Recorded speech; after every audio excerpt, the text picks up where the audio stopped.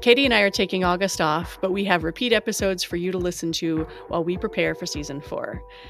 In the meantime, please also rate us on Spotify or Apple Podcasts. And if you want to support the show, come over to Patreon so that we can continue to make the podcast.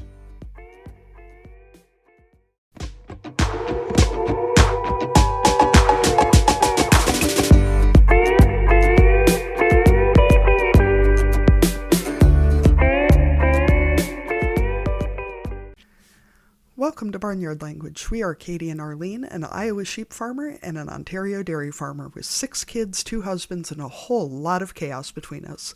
So kick off your boots, reheat your coffee, and join us for some Barnyard Language, honest talk about running farms and raising families.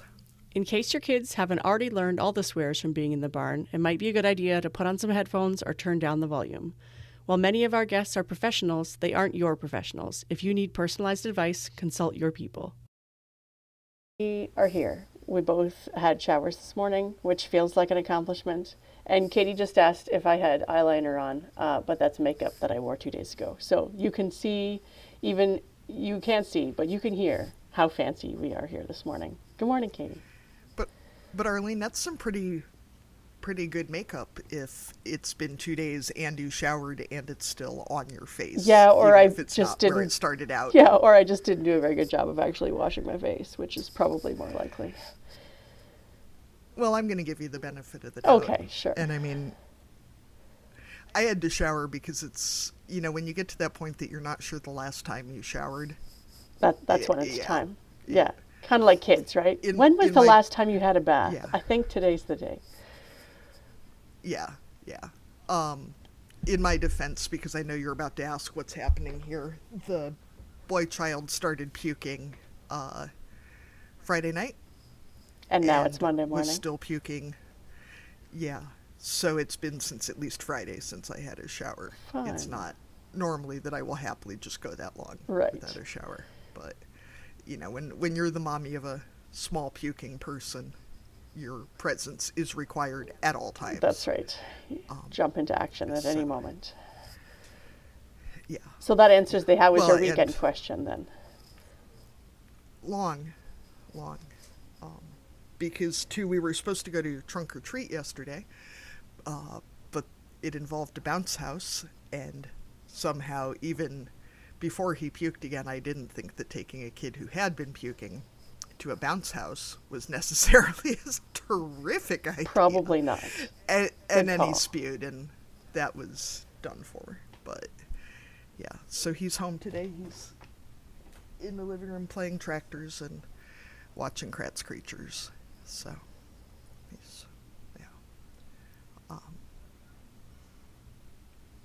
nothing else has happened. I don't know. Got it. Probably stuff has, but I don't know. Yeah.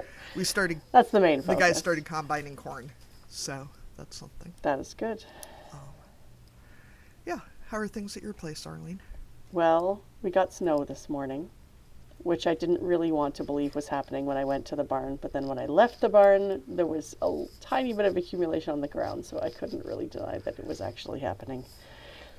I was going to say we got snow Saturday, but it was like 8 little pellety things. Mm-hmm. It wasn't, there's nothing happened. I'm sure that probably in the next hour or so it's going to disappear. But yes, there is a bit on the ground and enough that I felt like I needed to go and look for some snow stuff. So of course you don't plan ahead for that kind of thing. And so I was searching through coats and mitts and boots. I found in one of the kids, my youngest, in his bin of stuff, which I keep in kind of in the mud room, which in theory would be a good organizational technique, right? You just pull it down and there are the gloves from last year. There were 4 left-handed gloves and no rights, so I have no idea where the right hands are, so that was less than helpful. I have literally an entire tote of gloves and hats and things to wash and try to resort. But yes, I went to the farm store last week and literally bought 3 pairs of heavyweight mittens and 1 pair of lightweight mittens for each child. Because, there's the school pair, the farm pair, and the school pair that ends up on the farm, and that's right. It's disgusting. Yeah, and then they need the extra pair for in the backpack because one gets wet at first recess, and then when they go out for second recess, they've got wet hands. Yeah, and then this morning we got a reminder email from this school that snow pants are not just for when it's snowing, and they are expected to be at school this week, which would be fine if my kids had snow pants or boots. Right. So if you need me today, I will be ordering snow pants and Yeah, boots. for next. Thankfully, their Hopefully coats for still fit. yeah, hopefully but for next day delivery. Yeah, yeah, I think boots is is the plan for this afternoon. I do need the child's feet to actually try them on.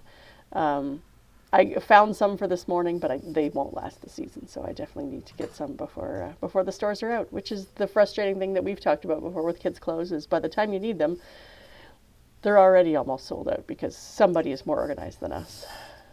yeah. Well, and that's the thing. I already passed down all of their last year's stuff because despite the fact that it still fits now, it won't in December Yeah. when everything is sold out. Yeah, exactly. So they're just going to wear everything a size too big until December when they will grow again. Yes, exactly. In my defense, the girl child has been asking for Tylenol a lot, saying her knees hurt, and has been eating 3 meals at each mealtime, just plowing through it.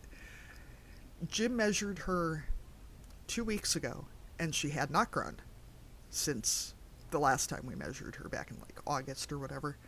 I measured her Saturday, and she had grown a full inch. So apparently she is just unfolding. I mean, Yeah. it doesn't seem physically possible, but we did just measure her. Yeah, she's doing a stretch. Yeah. So, in my defense about why we don't have clothes that fit for anybody, I wondered why all of her pants got too short, like, all at the same time. And now we know why. Yeah, So, that does check out. yeah. Yeah. All right, so should we introduce our guest for this week? I suppose we should.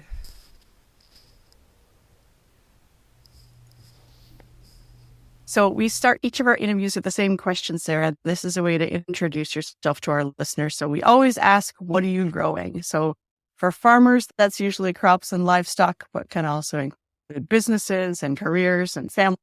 Yes. Sorry, the connection is a little choppy there. But what am I growing? So my answer to that would be certainly not currently crops or vegetables anymore. But I would say I am growing community and young female leaders in rural parts of Montana, which feels really good doing that. I'm doing a lot of community development work, not necessarily by intention, but certainly by result of my many varied projects. And additionally, also growing some empowerment with women and some traditional skill-based courses we do. So a lot of it is very female-centric and rural community-centric. So, Sarah, where did you grow up then? So I was born up in New Brunswick, Canada, and where my folks had started farming, but then we moved back down to family farmland in rural Connecticut, so a little town called Cornwall, Connecticut in the northwest corner. My grandparents had a dairy farm there, and then my folks actually got into llamas, so I was able to grow up on a farm, luckily, with lots of woods to play in and lots of livestock around. Sorry, everyone is home in my house today, so I'm just texting people trying to get all the teenagers off the internet. So we'll see if this helps with the connection, if I can get everyone else off the internet for me. So in terms of your background in agriculture, Sarah, did you work on any farms as a teen or anything, or was it more just like a childhood thing and then you moved on from ag, or was it something like, did you do the 4-H thing or any of those kinds of activities as a kid? Yeah, mostly it was primarily just helping on the farm here. But when we actually didn't have 4-H around this community, which was surprising. I was involved with FFA at my high school, but I ended up going more in the leadership and public speaking area of FFA, which was fantastic and is actually still very relevant today. And then after college, I did spend some time woofing down in Central America, the Willing Workers on Organic Farm program, which was fantastic to just be able to travel and farm and keep getting my hands dirty. But it was certainly one of those things that I think the things that I've taken away from the farming life, so to speak, is not only the small business ownership and entrepreneurship and the work ethic, but being in rural ag communities really makes a difference. And and the lessons I've learned about good neighboring and how communities can pitch in. And even if you don't like your neighbor, you might have to work nicely with them and respect them. So those are the things that I've leaned into more from ag communities, that from a bigger picture of livelihood. For sure. So you ended up in Montana. So what brought you there and what has kept you there? Because it sounds like you've done a lot of traveling, but settling in a place sometimes it takes something special to keep you if you're a wanderer by nature. Yes, absolutely. Yeah. So after college, I studied environmental science and then wanted to save the world, certainly, but that turned out to be a much larger challenge. Still is. And then right after school, I started instructing for Outward Bound. So I would take students in the woods at lengthy trips and start to teach them leadership and the hard skills. And again, kind of a group bonding for me. And then started doing trail crews as well. That brought me out west. I had never been to Montana, but I was saving it as a place I'd always wanted to spend some time. So after my last trail crew in the Cascades, I decided to just move to Montana. At this time, I was considering starting my company, Red Ants Pants, which makes workwear for women. And I had spent about 5 years in the backcountry or farming or whatnot, doing just wearing men's Carhartts, because that's all that was available at the time. This would have been back in 2003, 2004. And chose Bozeman, Montana initially. Spent about a year there, made some great connections, met some great mentors, and then moved up to this very small ag town because I really wanted to be back in a small community based around agriculture. And certainly the landscape is so iconic and romanticized, and it's spectacular country. And there's something about the big sky that really allows you to dream and think as big as you want, which I appreciated and still do. And so I found this little community of 900 people, and it's a classic old ranching town, and it used to be mining and logging, and ranching's always been a part of it, both sheep and cattle. And it just felt like a good place for me to be with the kind of culture I wanted to be around, and kind of work ethic, and the flow of the pace of the seasons and all the different ag transitions by calving to branding and haying and shipping and all the rest. So been a good spot. So Sarah, I'm really interested in what you said about having neighbors that you don't get along with, but still having to work together. As someone whose small community is going through a bit of a rough patch with the whole idea that living in community doesn't mean that you have to be best friends, but you do have to at least. How has it been for you to move in as a newcomer to a town of 900? And how many generations do you think you'll have to be there before you're not a newcomer anymore? Yep. And it's funny. I think a lot about this because where I grew up here in Connecticut, there were, the Calhouns went back to the early 1700s, and there's a Calhoun cemetery, and my great grandfather built the stone library, and everywhere you look, it's Calhoun.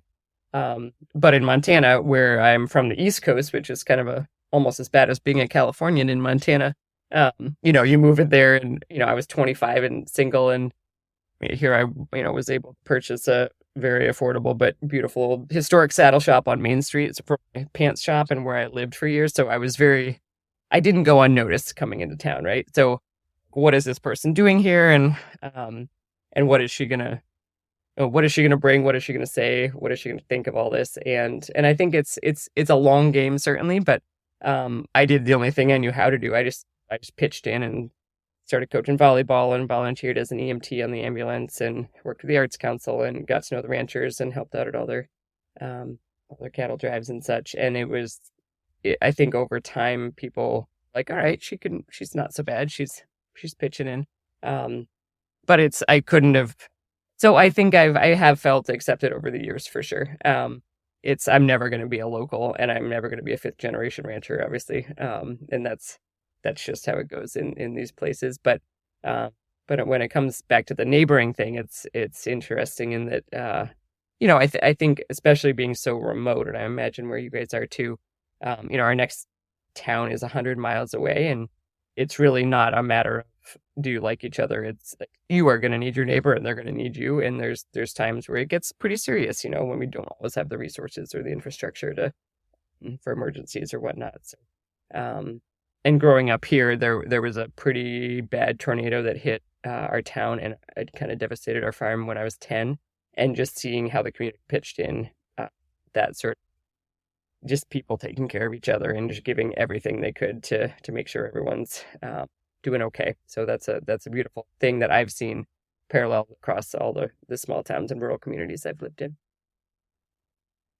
So what was the inspiration for your business and how did you start that? Yeah, so the pants company, again, I just did not have pants that fit, and women have curves and they don't fit well in square pants. It's just not, it's functional. And I knew there were plenty of women that were out there actually doing work, manual labor and such, and didn't have proper workwear. So, and I did not have a business background. I've still never taken a business course in my life, but I talked to some other companies and tried to get them to start a line, and no one was really interested in it. One guy was like, well, if you're serious about it, why don't you start your own business? And I was 25 and super naive and was like, start a company? How hard can that be? I had no idea what I was getting into. So my first step, I bought a copy of Small Business for Dummies because I needed to learn how to write a business plan.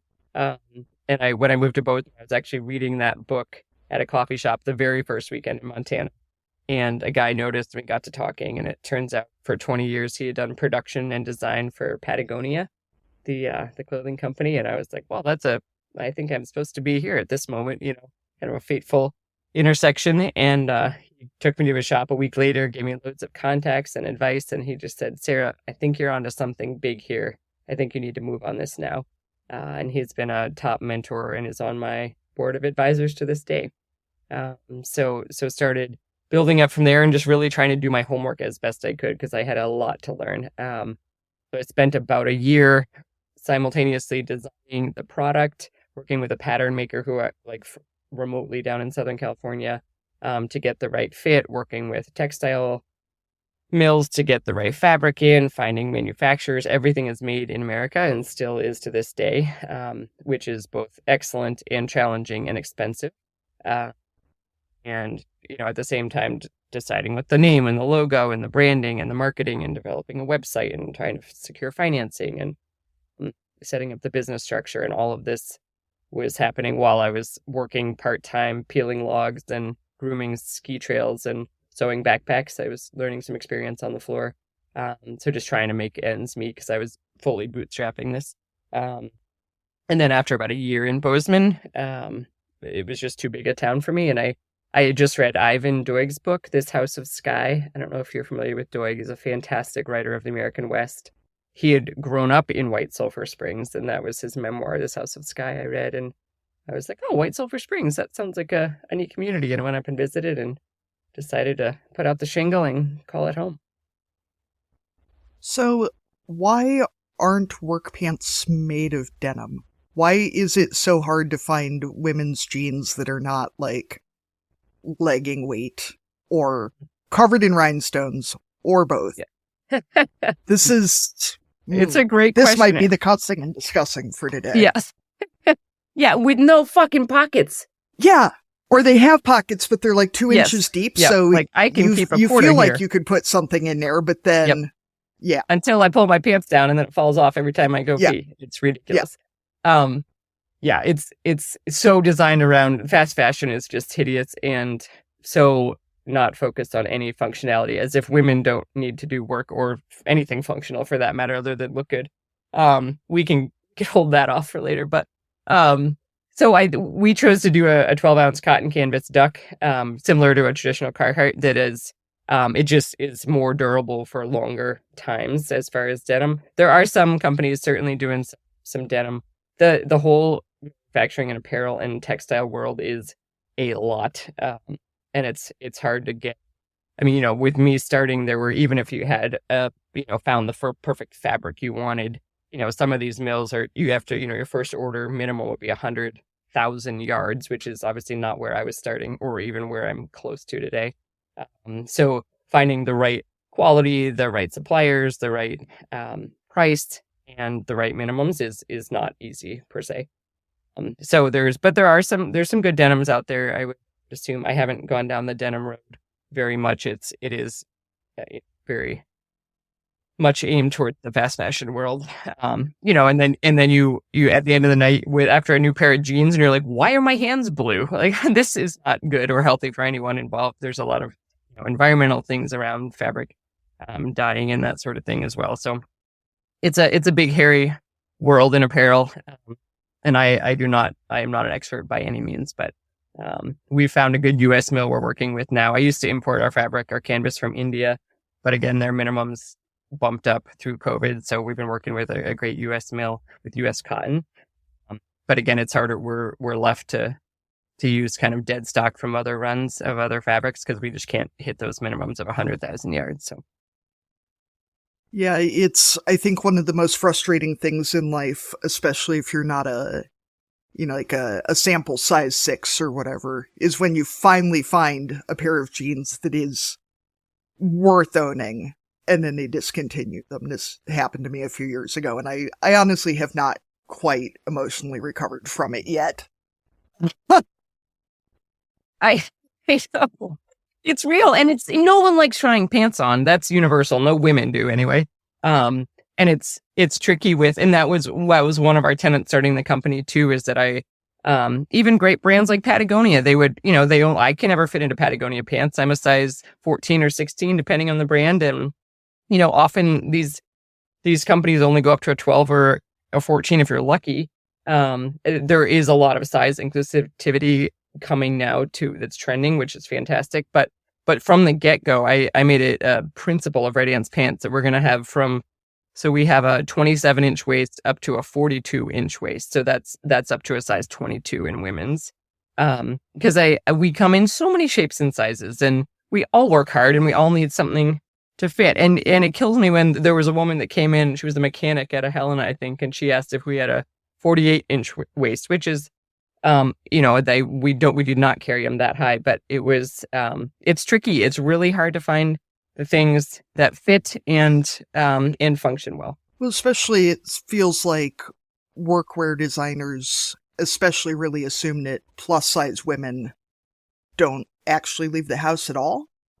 And that if you're over maybe like an 18, you've probably never actually gone outside. And I'm like, well, I don't know if you've ever been to the Midwest, but there are plenty of ample size women out busting their asses doing, and in plenty of other places too, not just the Midwest.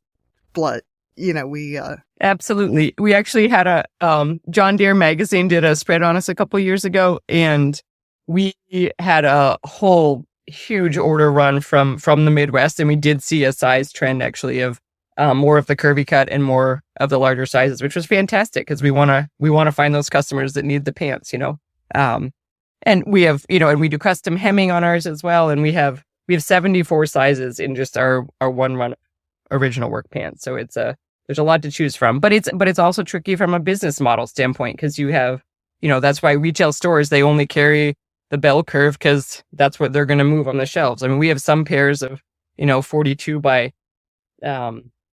35-inch inseam that have been probably sitting there a couple of years on the shelves that don't move very quickly. So it's tricky because and this is where I stumble with being the CEO of a company that, has to make the bottom line to exist.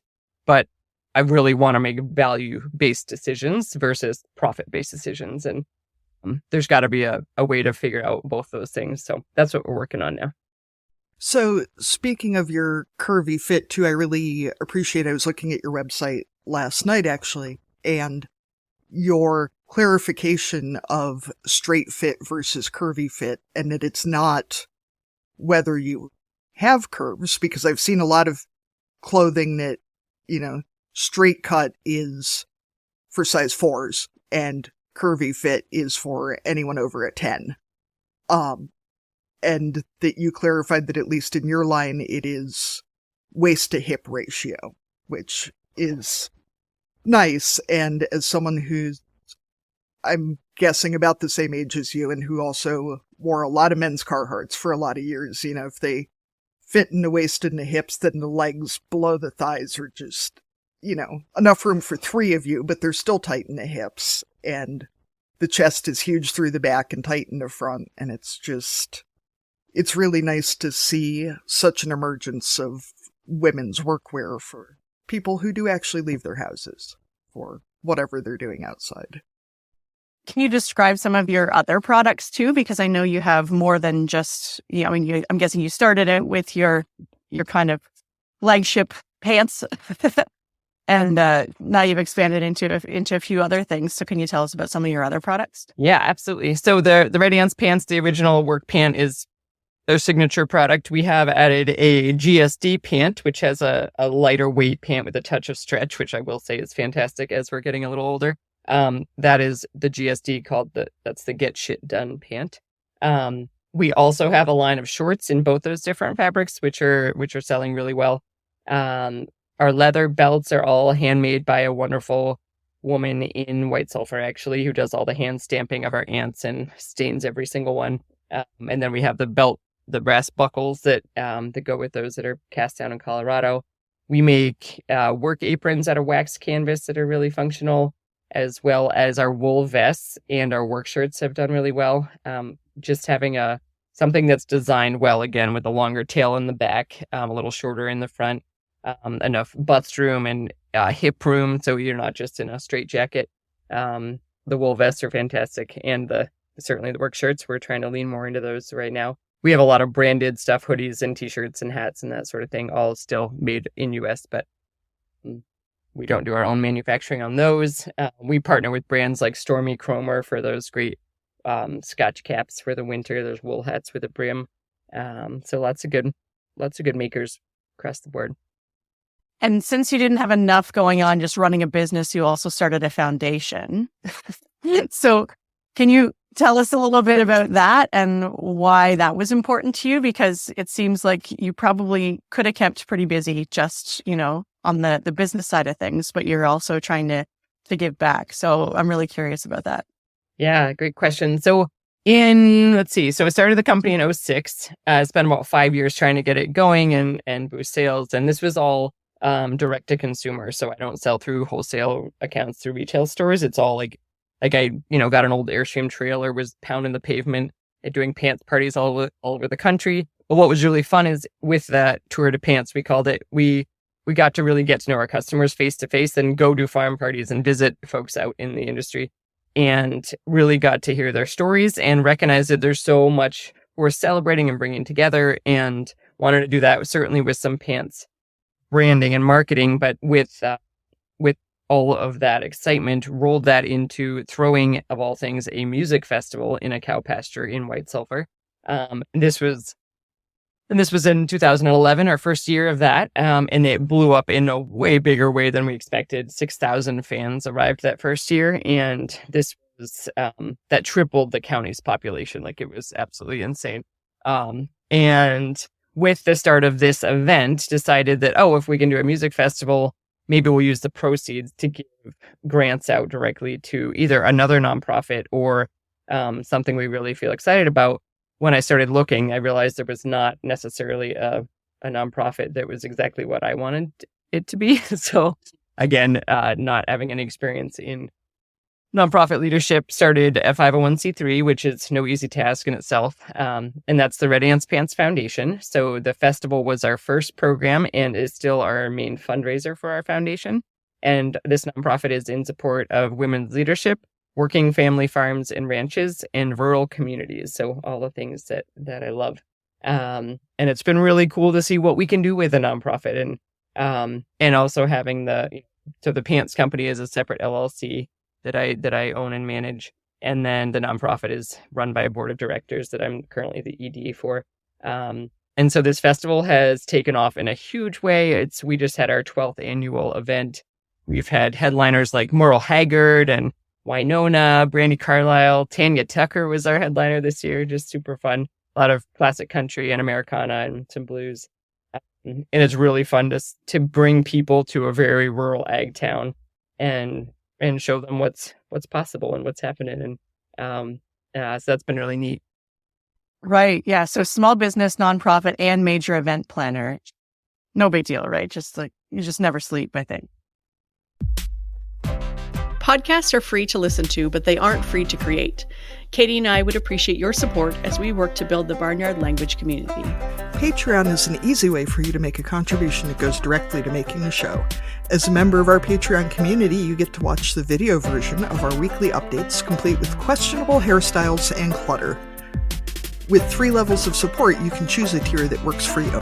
Keep the podcast going by becoming a patron today at patreon.com/barnyardlanguage. So, as an ag podcast, we're always curious about ways that nonprofits are working towards preserving family farms and ranches, because it feels like it's an easy thing to say, but it can be really hard to define what that actually means. So what are some of the grant recipients doing with the help you've given them, or what's happening with it, I guess? See, it's vacation. It's just done me in. Oh. No worries. So with the proceeds from the festival, we've been able to gift over 160,000 directly to different farms, ranches, communities, organizations whose projects parallel our mission. And that's really fun. And we're only scaling ourselves up to be able to escalate that number. So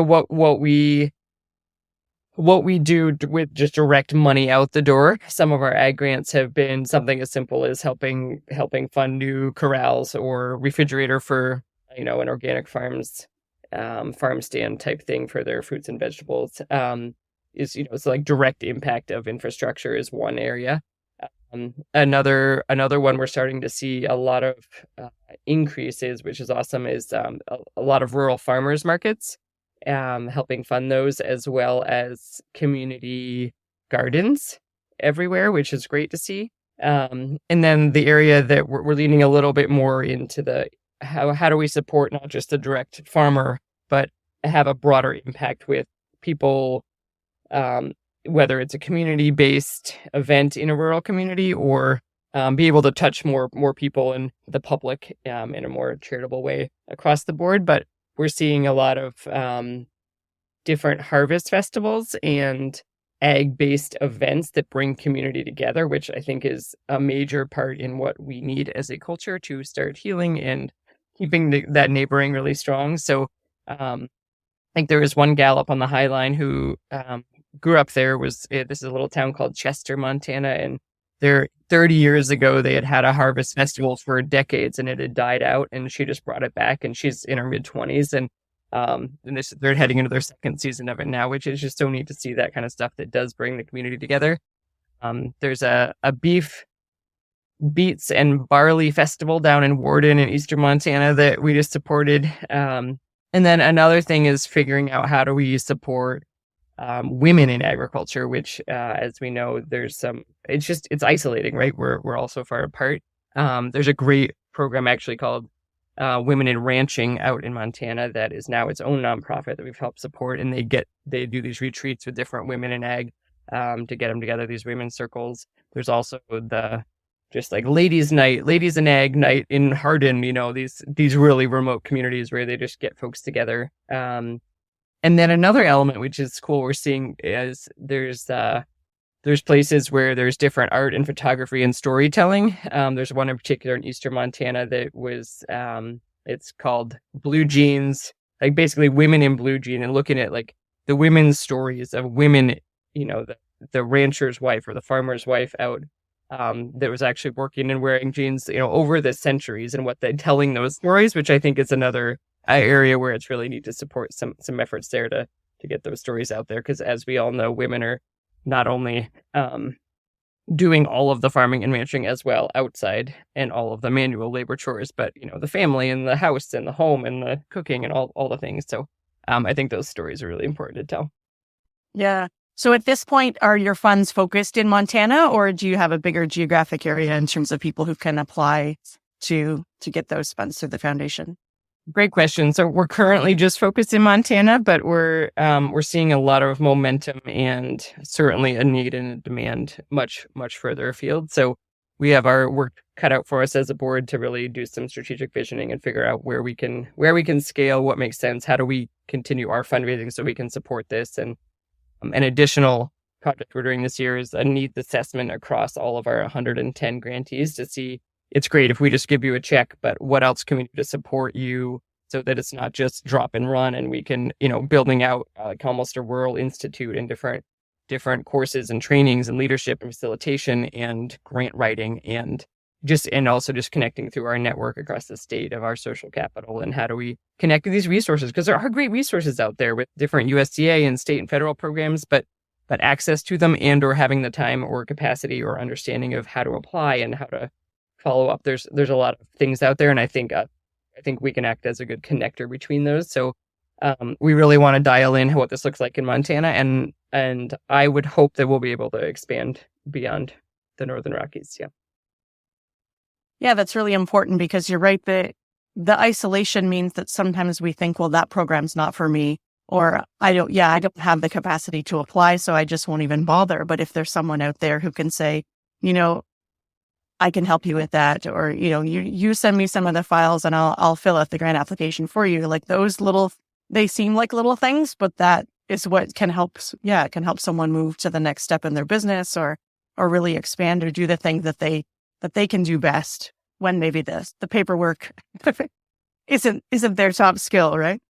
So I know you touched on this a little bit already at the beginning, but as a parenting podcast, we're always curious about how people's upbringing and their childhood experiences shaped what they do with their lives. So what parts of the way you were raised do you think have led to the way you live your life now and your success and the way you want to connect to your community this way? Absolutely. I think the role modeling of both my parents and grandparents that were the dairy farmers, of just seeing what pillars they were in the community, taking care of one another. And also, farming it's small business, it's entrepreneurship, and you can come up with any creative idea. And if you can pencil it out and get the marketing behind it, or production, or, the service, whatever it is you are selling, there's ways to make it work. And it's, I think that creativity element, was really good to see in action. And my mom was brilliant at marketing and was really involved with a lot of education in the llama world back in the 80s, and a lot of leadership on that front. And seeing all that, like anything is possible if you can dream it up. And also, being in an era where, my mom wanted to go to vet school, but 2 women were allowed to go to vet school at that time, at Cornell or whatnot. And I, in my generation, born in 79, I think, we certainly have different opportunities now as women of what we can do, and having that encouragement from family and seeing it in the community, the role modeling of, the sky's the limit. We can go for whatever we can dream up as long as we work our butts off. So, Sarah, you actually came right into something that I'm adding to the script on the fly here. One thing I'm really struggling with myself, is I was born in 81, so we're the same generation, that now that we've got so many amazing opportunities to do anything we can think of, how do we empower ourselves and younger women to say no to stuff? And, talking about encouraging I don't know if Sarah's an expert in that, based on that. We'll give her the benefit of the doubt, Arlene, that she's lived to regret some of the things she said yes to. Our next question was actually about encouraging entrepreneurship with our kids, which is something my husband and I have been talking a lot about. We both come from farm families. I come from a very entrepreneurial family, and how to encourage that if it's something they want to do, but discourage this whole if you have a hobby, you should be making money at it. Side hustle, grind,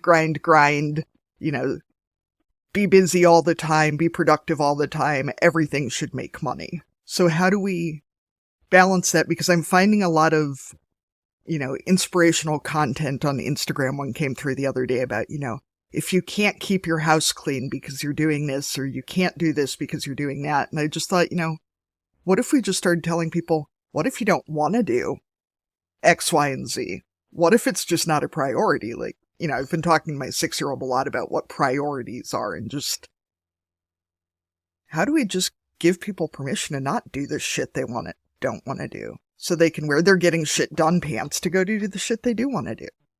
Yep, exactly. It's a great question. And I do predictably struggle with that daily.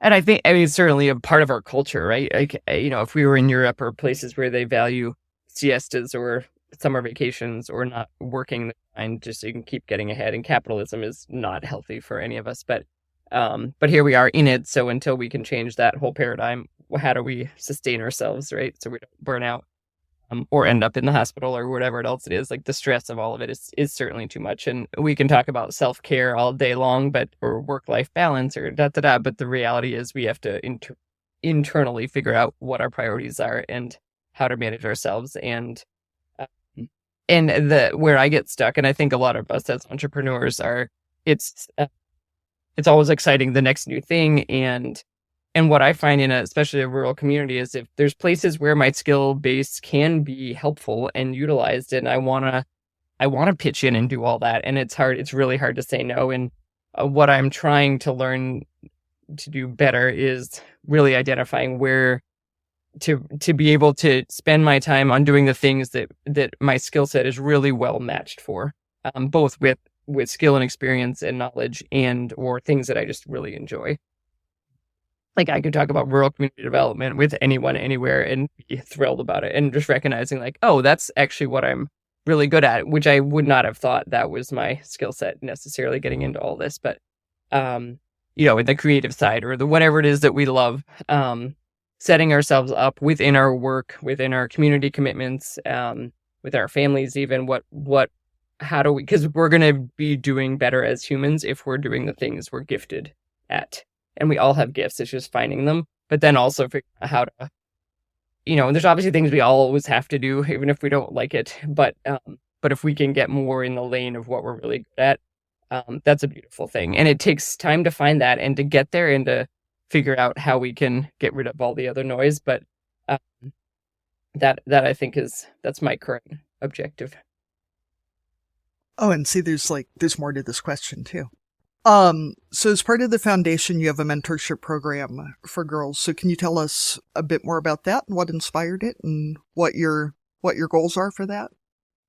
Yes, absolutely. So to frame this out from before, so of our 4 programs with the foundation, we have the music festival, which is our biggest and burliest, certainly, and reaches a lot of people, right? Like we have 15,000 that come every year, and we can touch a lot of hearts and hope. And then we have this grant program we spoke about. And then our 3rd program we brought in was our timber skills, work skill courses. So these are 4-day chainsaw and carpentry classes for women, which are so much fun. I mean, there's gals. There's one woman who turned 70 during a chainsaw course. And it was the first time she had ever picked up a saw. But all types come from all over the country and fly in and just spend some time learning some traditionally intimidating tools, but what we're seeing is super interesting in that they are coming even more so for the fellowship and the community connection with this other group of women. There's 12 students per course, and it's all taught by 4 instructors, and that togetherness is really important. So that's been neat to see. And we also just added trailer backing as a course, which is fantastic. Saving marriages one boat ramp at a time. But then it's hard, right? It's a very learnable skill, but we just need time and space to learn it where we're not getting yelled at by someone else to tell us what to do. Or we're not running into our own barns. Exactly. Well, and if I'm assuming other families are like mine too, that if you're trying to learn something and your husband or your partner, whoever is trying to teach you, and your kids are standing there, maybe your father-in-law is standing there, the neighbors are driving by real slow watching you. Yeah, exactly, right?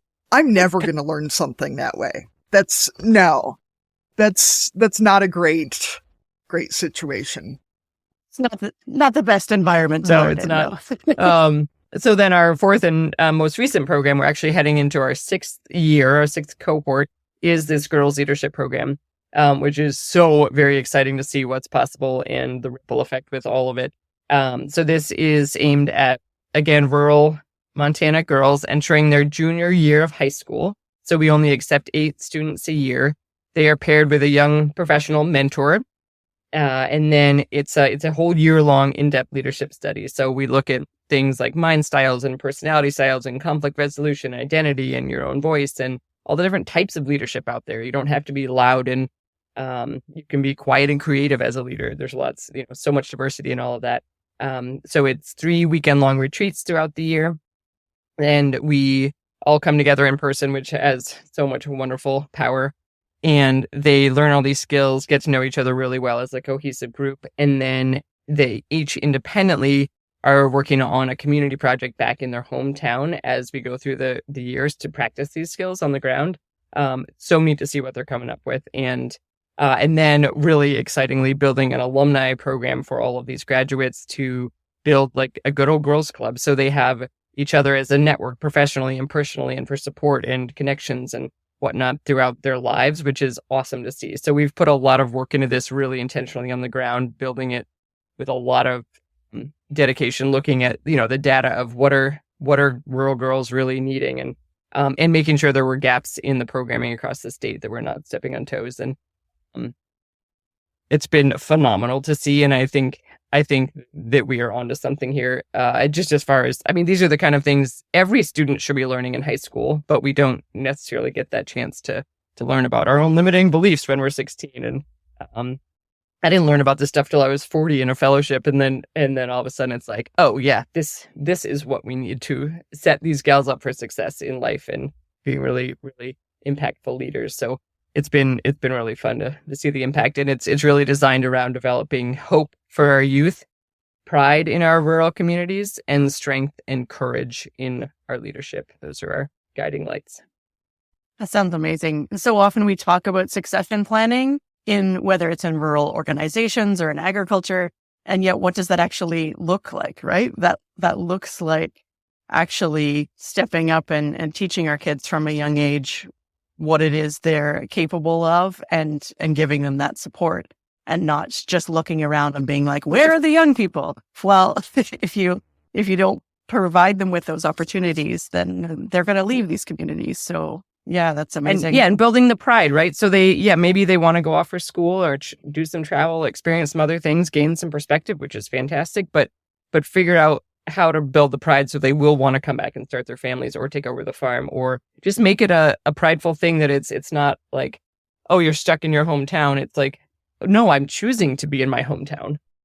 Yeah, that's right. Or you might move somewhere else and bring those skills with you, but you can still be proud of where you came from and that your community built you up and gave you the skills to succeed somewhere else. And that's fine too, right? We don't all have to stay where we started, but that doesn't mean that we can't look back on our childhood and youth experiences and think that place built me, right? I think it's so important too. Arlene's kids are all older than mine. My kids are 5 and 6, so we're not quite at that point, but the opportunities that mentorship gives teenagers, especially because, we're saying, well, why aren't the young people out here connecting with the community? But we don't give them any opportunity or skills to talk to adults who aren't parents, teachers, or employers. We're not valuing their input, and then we're complaining that they're not giving us their input. Like, well, it's the same as the whole, well, kids today can't write in cursive and can't drive stick. And I'm like, well,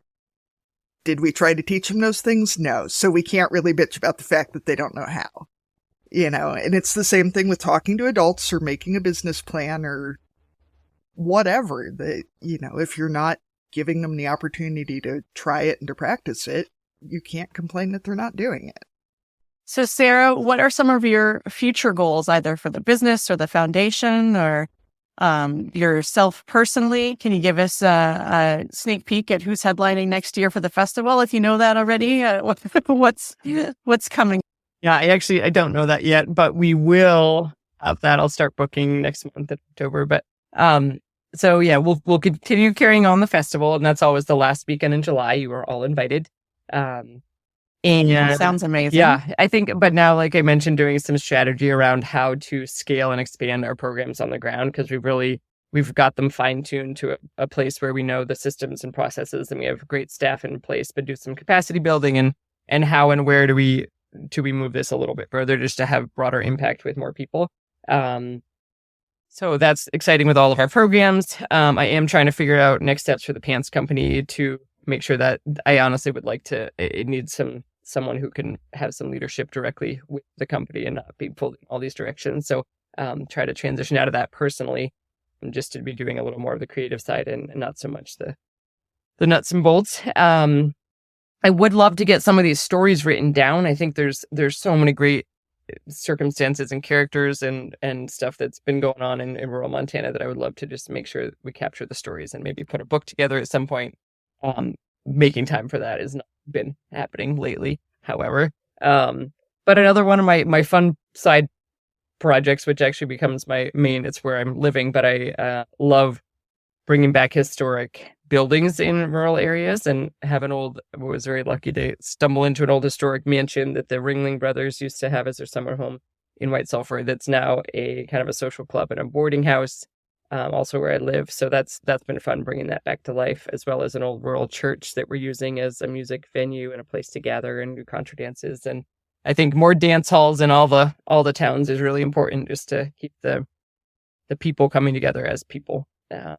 So that part is good. And again, keep building our network in this rural institute and see where we can go, staying in my lane, doing what I'm good at.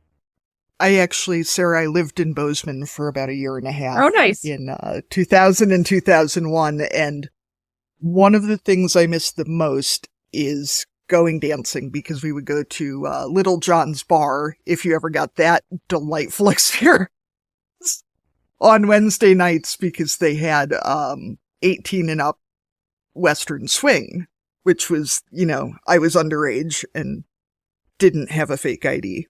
And it's not something we do in Iowa. Western swing there's no Midwestern swing. But, the community building of things like that, and especially of dancing like contra dances or Western swing or anything like that, where it's not just trying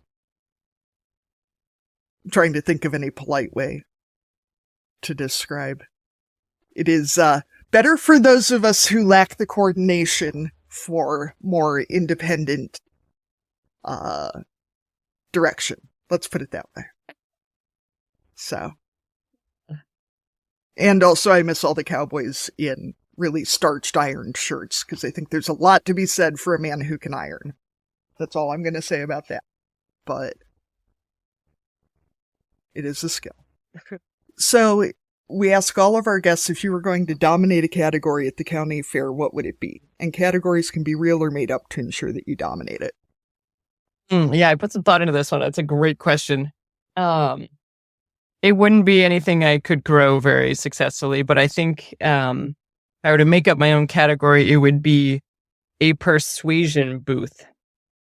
Much like a kissing booth, or a free advice booth type of thing. But I would say is kind of my secret skill, is being able to talk people into, let's have a festival in the middle of nowhere in a cow pasture, and don't you want to come, and don't you want to play music, and don't you want to come work this and volunteer, and getting excited with enthusiasm and that creative edge to really talk people into doing things that will benefit them with being part of something larger than themselves and worthwhile. But having that persuasive skill, I would say, is my secret strength. That is a great skill to have, for sure, especially in a small town, right?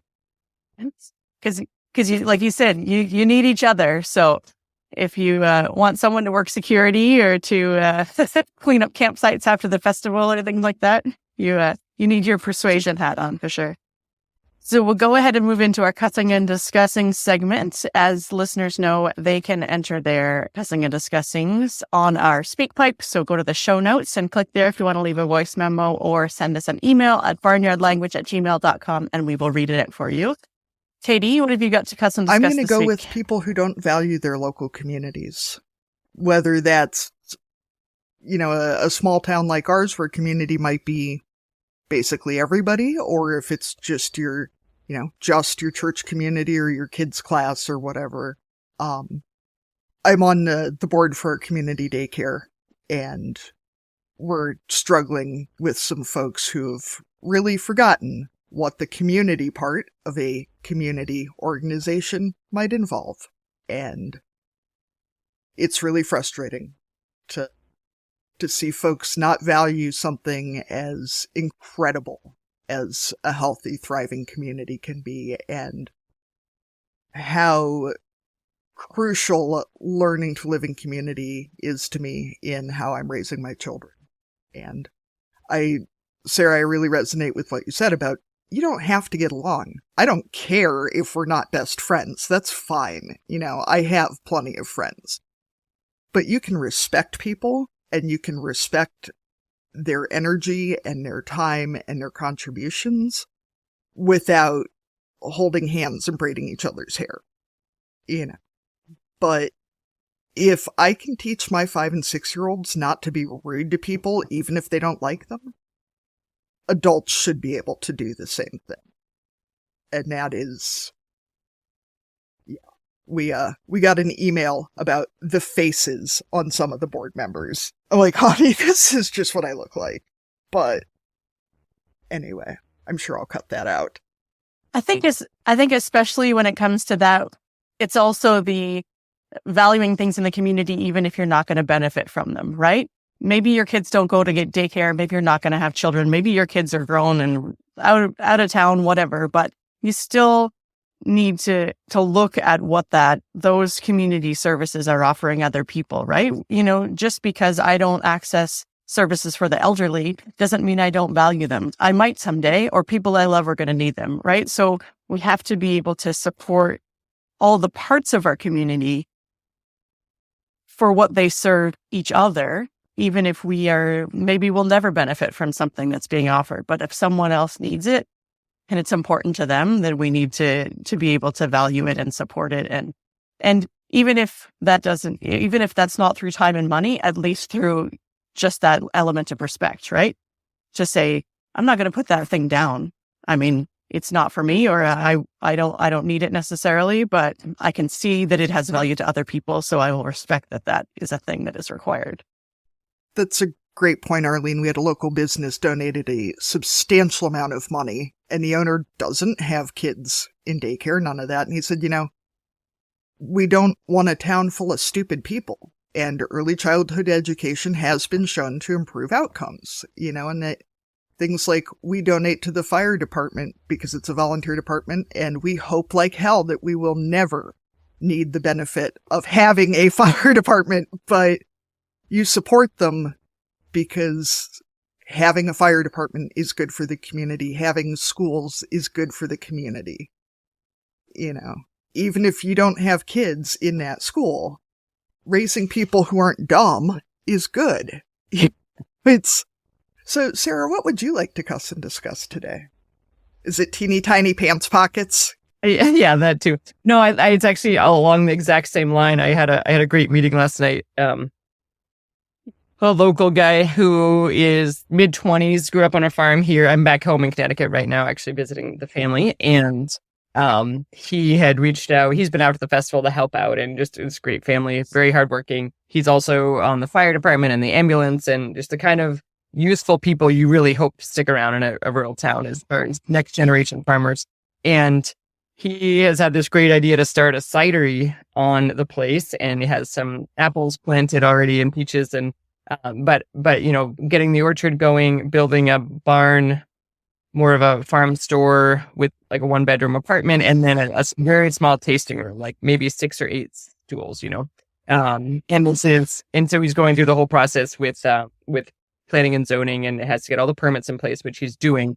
But he has gotten some major pushback from a neighbor who is worried about noise and drinking and driving, that sort of thing. But again, this is a cidery tasting room for 8 stools. Like it's not going to be a roadside biker bar, right?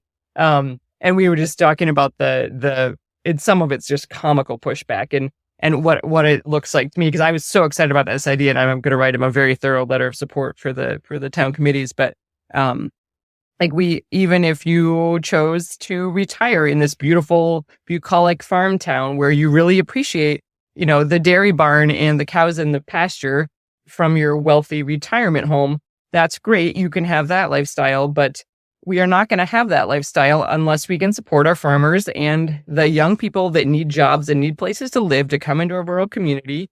And we need the fire department and the ambulance, and all these things are just, I think that's my bitch part is we need to think beyond ourselves and put ourselves in other people's perspectives of what maybe is essential to build a whole community and what this looks like collectively. And also having some longer term vision of where it's going to go. Because right now there's no normal earning person could ever buy property here, and some of these places it's just ridiculous, and we have to think about all the folks coming from different types of backgrounds if we're going to have a diverse and sustainable, beautiful community.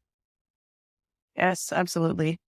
I love those, like I get the point behind zoning, and I think there's a lot of good that comes from having policies and, regional, expectations of what we want development to look like. But then the nitty gritty of that sometimes is just so frustrating. The rules that are intended to help us end up, creating things that really don't make sense in the long run. So, Arlene, what do you have to cuss and discuss? So mine is completely unrelated to community building or any of that kind of stuff. Mine is a personal one, and we're recording at the tail end of summer. We've got a few days left of summer vacation, and my kids will soon be going back to school. And everyone's been home. So I've got 4 kids and a husband, and my husband and I both work on the farm. And so everyone has been around every day, all day for months at this point. And I'm cussing myself because I keep doing the thing where everyone else goes to bed and I stay up late because I need a little bit of time by myself. But the alarm still goes off at 4:30 for me to milk cows in the morning. So I'm just cussing the exhaustion that is always catching up because the teens stay up later. So I stay up later, and then I never get enough sleep. So next week when they go back to school, this will come out later on. But by the time this episode comes out, maybe I'll be rested again because I'm going to pick up napping during the day again when they're in school, because I need to actually get enough hours of sleep at some point in the day. They don't all have to be together. They just have to add up to something that will let me continue to live.